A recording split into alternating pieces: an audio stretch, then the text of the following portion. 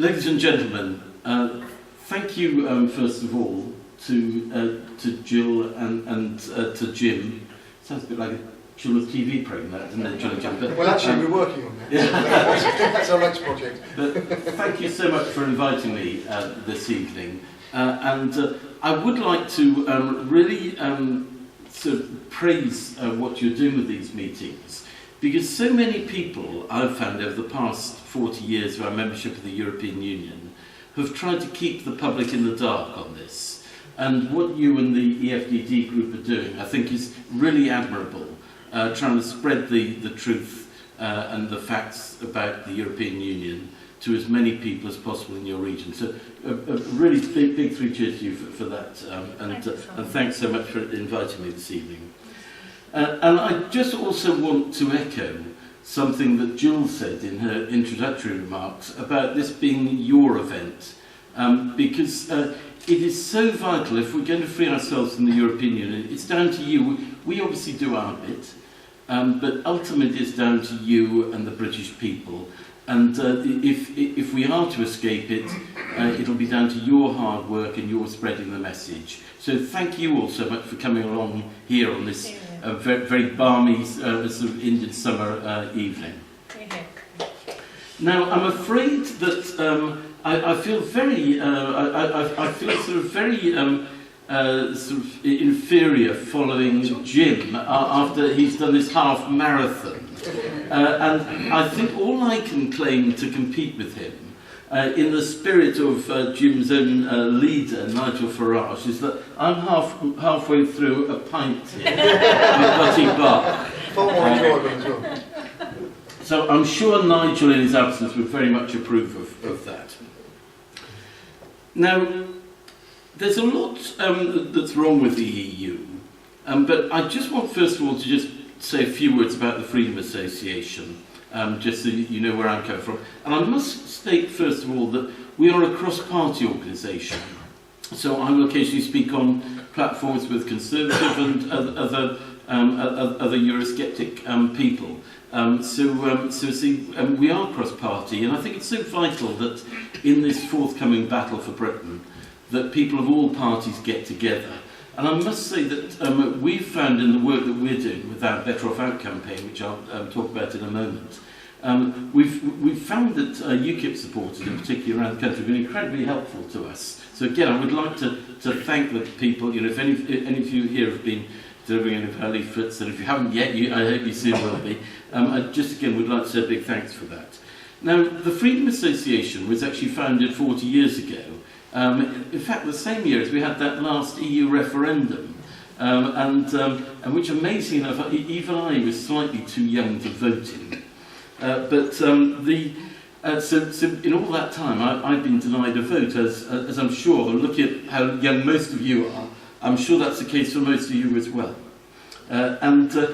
The Freedom Association was founded to defend freedom of speech and freedom, democracy, freedom of the individual, and the sovereignty of this country. And we've been doing that for 40 years. And back in 2006, which is, correctly, 9 years ago now, we set up a campaign called the Better Off Out campaign, which we run. And the idea of that was really to try to sort of split the men from the boys. Up until then, an awful lot of people have been claiming to be Eurosceptic.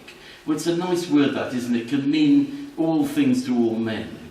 So what we did was we got an MP, Philip Davis. He became the first MP to say in the House of Commons that we would be better off out of the European Union, quite unequivocally. And a number of MPs from different parties joined in to support him, and we set up our cross-party Better Off Out campaign.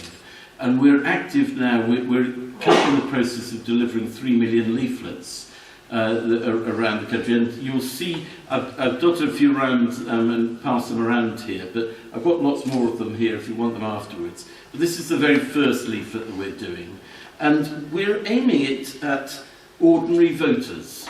Because my guess is that most of you, I think by the very fact that you've taken the trouble to come here this evening, will be people who feel very strongly about this issue. You probably know an awful lot about it.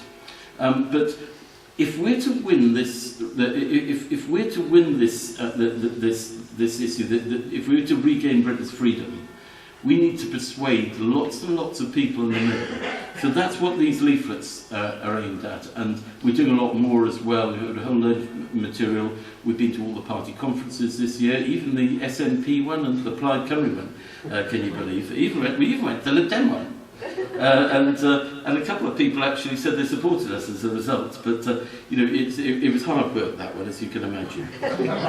but so we, you know, we're not Johnny-come-latelys on this scene. Like UKIP, we have been putting the case for freeing the United Kingdom from the EU empire for many years now.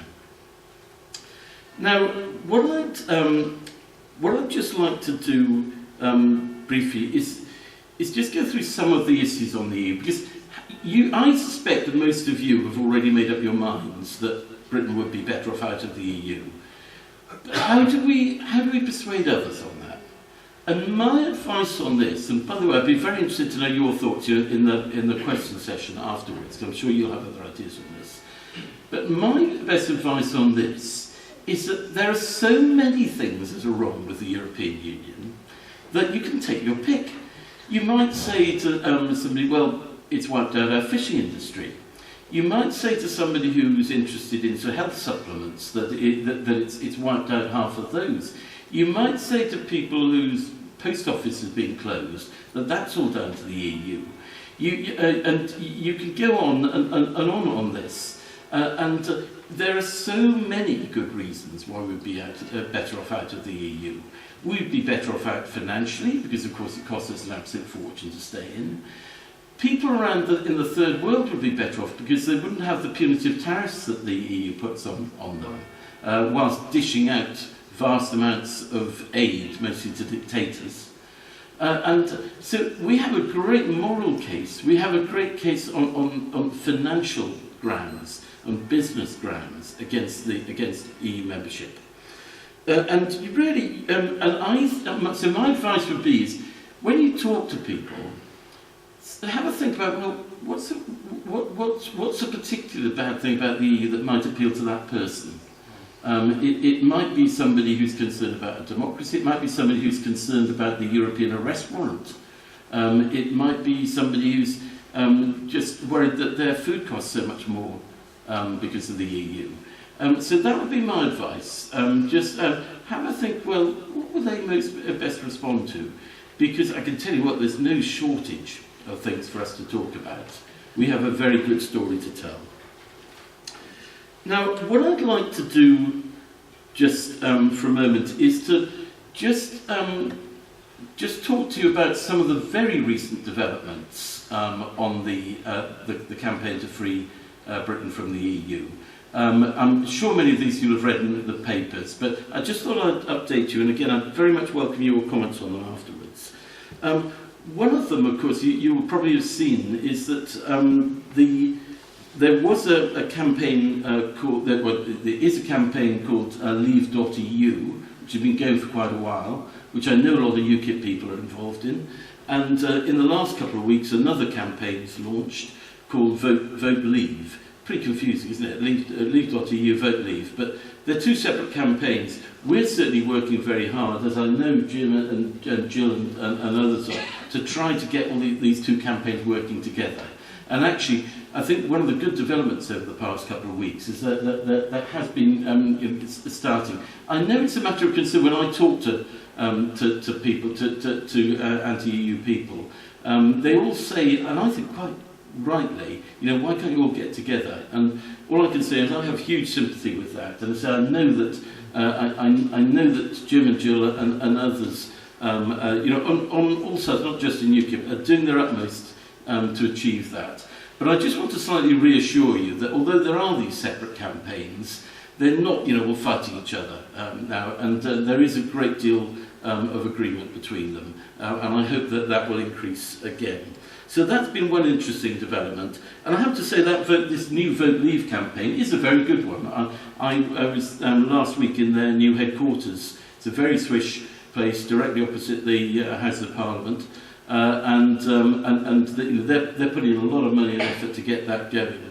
But I also know that the Leave.eu is doing some excellent work as well. They've got very good call centres going. So I think, we support everybody on this. Let's all work together. And I'm sure that's the view of most of you. That's certainly what I've found. Now, you may also have seen the launch, rather damp squib, I think it would be fair to say, of the pro-EU outfit who managed to call themselves the BSE. The BSE campaign, and Britain strong in Europe, Britain BSE, and I think maybe they want to try to do to British agriculture what the EU's already done to our fishing industry. So somebody there, I think, was not very clever on that, and I must say it was a damp squib. It got a very bad press, and it was a very stale message they were putting across. So there was nothing new there. And it seemed to me to be very backward-looking. And of course, it was full of fear. Fear is what that pro-EU campaign is going to be about. And I would ask you, ladies and gentlemen, to prepare yourself for this. There will be a massive onslaught from these people with vast amounts of money to spend from the European Union and multinational businesses. They will try and put the fear of God into you.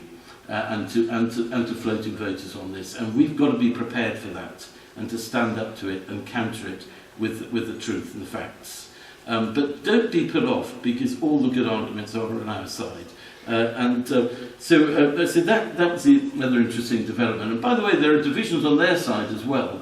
There's a chap called Roland Rudd. I'm on to children's television again. Roland Rudd, who's a public relations man, very pally with Peter Mandelson, I'll say no more. And I gather that he didn't get on too well with some of the other people there. So don't imagine that that splits are just on our side. I actually think there's much more unity on our side than on the pro-EU front. Now, the other thing you may have seen as part of the beginning of this scare campaign now is the Governor of the Bank of England making some pro-EU remarks. All I would say on that is, well, the two things really, is that he owes his position to George Osborne. George Osborne gave him that job. George Osborne will be the main man behind the pro-EU campaign. So, go figure, I think, as they say in the United States. But also that report was actually written or put together by a man who also did the Bank of England's report, which was in favour of going to the euro. So I think we should take it with a large pillar of salt. Then there's the... Now, I think the best news actually for our side of things, for the pro-Britain, the pro-freedom side, was the CBI getting involved, the campaign for the Confederation, of British Industry. Their record of failure is second to none. They've been on the wrong side of every debate for about the last 40 years. And I'm sure many of you will remember that they were passionately in favour of this country joining the euro. What a disaster that would have been. So why should we listen to them now? But, we ain't heard the last from them. But don't be fooled that they speak for business, because they don't. They only speak for themselves. And there's some other very interesting developments going on at the moment, which I just thought I'd mention, because David Cameron, of course, is trying to prevent the ministers in his government from speaking up against the EU after his renegotiation, and I think there's a big battle to come on that. But it's been most interesting to see how some of the leading cabinet ministers have been positioning themselves. And certainly Theresa May looks as if, she might be considering coming out for the pro-Britain side.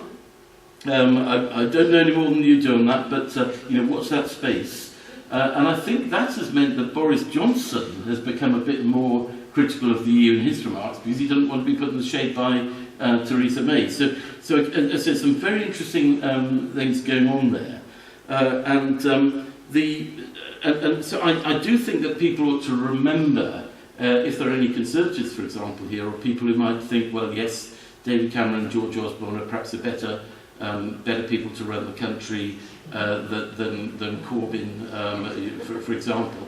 Don't forget that David Cameron and George Osborne will be the leaders of the pro-EU campaign. So, for example, I think the mess that Osborne's got into over tax credits is probably very good for our pro-Britain side. Now, I just want to finish, ladies and gentlemen, by just saying a little bit more about the Freedom Association.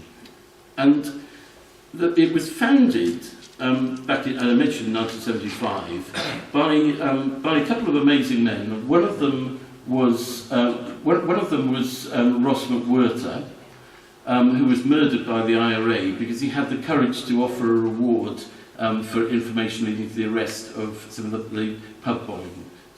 So an extraordinarily brave man who literally gave his life for freedom.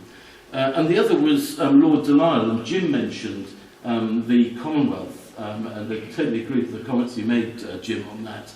And Lord Delisle was the last British Governor-General of Australia. But he was a remarkable man too. He won the VC at Anzio, and the citation is phenomenal, the courage that he showed there. And he was very badly injured, but didn't want, he looked after his men before himself. So the Freedom Association were founded by men of real courage. One who actually did give his life for freedom, the other who very nearly did. And I feel very much a sort of pygmy in their footsteps. But we're very passionate about it. It's fighting for freedom, fighting for democracy, fighting for the future of our country. And the freedom of our country is what people gave their lives for in 2 world wars for. This is not just a matter of figures, of countering ludicrous claims about 3 million jobs lost in the EU. It is actually about what the I think, very good slogan that UKIP uses, believe in Britain. That's what this is about.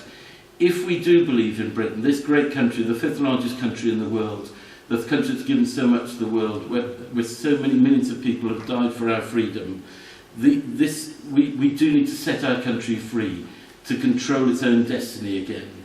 We can win this campaign. We must win this campaign. And ladies and gentlemen, with your help, we will win. Thank you very much.